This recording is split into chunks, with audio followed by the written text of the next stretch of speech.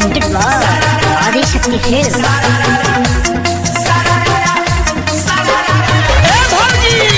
अरे का है?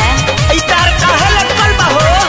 ई सब का बोलतानी जी? अरे तहार मुहा के न कहतानी। अच्छा सब बुझतानी मुहा के कहतानी कि उहा के असो के होली हो जाए कि रखे रे सैया कहेले कि आई एम नॉट अ फेरी असो के होली हो जाए कि रखे रे सैया कहेले कि आई एम नॉट अ फेरी अब की होली में बनमुआ रहे हैं धन्यवाद। ए भौजी जानी कादा ढेरे याद या सोचे होली पर जिंदाबाद। अरे बात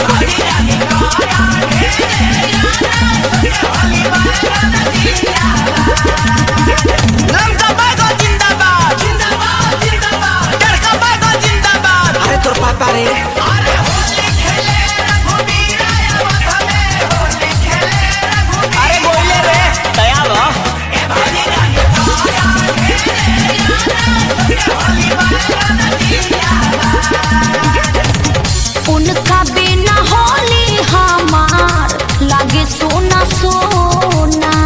सुनल बानी दे बाजू में मजा मिल दूना।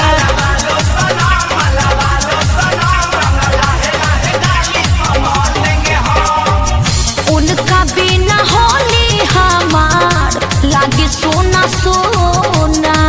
और सुनल बानी दे बाजू में मजा मिल दूना। अब तहरा में उनकर मिली न सवाद। ए भौजी जानी कहना ढेरे याद या सके होली प्रथम जिंदाबाद। ए भौजी जानी कहना ढेरे याद या सके होली प्रथम जिंदाबाद। ओहो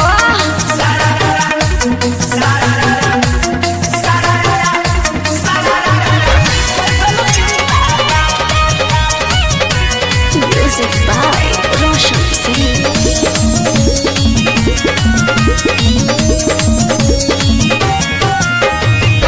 बड़ा याद आया बेला पिचकारी हमरा सैया के। गोलू बिशुनपुरी कहे कहलहु पैया के।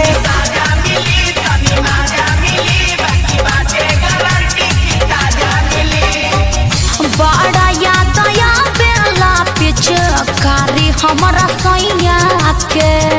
गोलू बिशुनपुरी कहे कहलहु पैया के। सबके सोना हो बताई उनसे पूछला के बाद। ए भौजी जानी